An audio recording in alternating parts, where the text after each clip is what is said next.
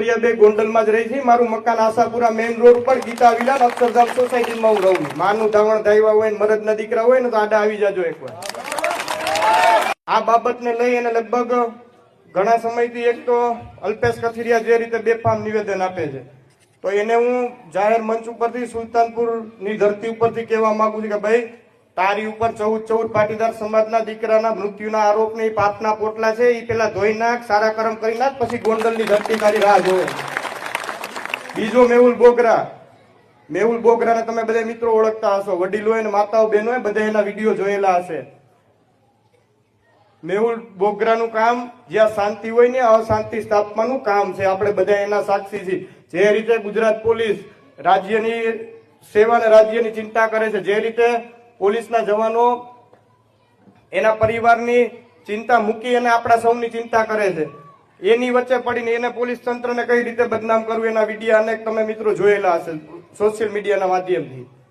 બીજો તમને તાજેતરનો દાખલો આપું ગોંડલનો, કે જ્યાં બંને સમાજ વચ્ચે શાંતિ સ્થપાણી, ઈ જોઈ ન શક્યું અને અશાંતિ સ્થાપવા માટે થઈ અનેક આવા નિવેદનો આપ્યા કે ન આપ્યા? તમે બધા સાંભળ્યું કે નથી સાંભળ્યું ભાઈ?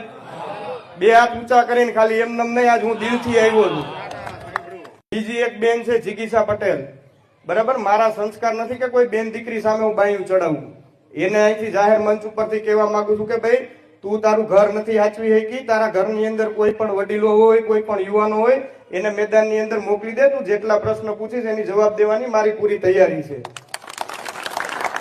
અને આવા વિઘ્નો સંતોષીઓ લોકોને આવી ટોળકીને કહેવા માંગુ છું, યુદ્ધ થકી કોઈ દી કોઈનું કલ્યાણ થાય, યુદ્ધ થકી કોઈ દી કોઈનું કલ્યાણ થાય, પણ આ ટોળકીને કદાચ યુદ્ધ કરીને કલ્યાણ કરાવવું હોય તો હું ને અલ્પેશ ઢોલરિયા બે ગોંડલમાં જ રહી છે। મારું મકાન આશાપુરા મેઇન રોડ પર ગીતા વિલા અક્ષરધામ સોસાયટીમાં હું રહું।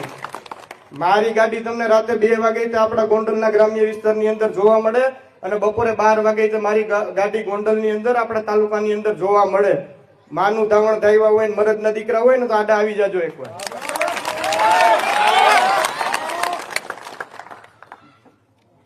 બીજું એક એવું અભિયાન હાલે છે કે ભાઈ, ગણેશ જાડેજાની સાથે, જયરાજસિંહ જાડેજાની સાથે જે કાર્યકર્તાઓ હોય, જે મિત્રો એની સાથે લેવા પટેલ સમાજના એની હારે જોડાયેલા હોય, એને કઈ રીતે પાડી દેવા, એને કઈ રીતે બદનામ કરવા નહીં, હલકીને હીન કૃત્યથી કઈ રીતે એના ઘર સુધી પહોંચવું, કઈ રીતે બેન દીકરી વિશે એના ઉપર ટિપ્પણી કરવી, આવા પણ વિડીયો તમે બધા જોયેલા છે, બે હાથ ઊંચા કરીને તાકાતથી જોયેલા છે।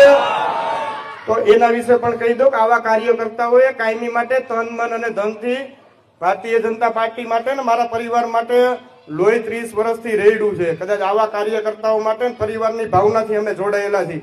એવા લોકોની માથે કોઈ આંગળી ચીંધે તો અમે દાંત કાઢતા કાઢતા માથું દઈ દેવાની તૈયારી અમારી હોય।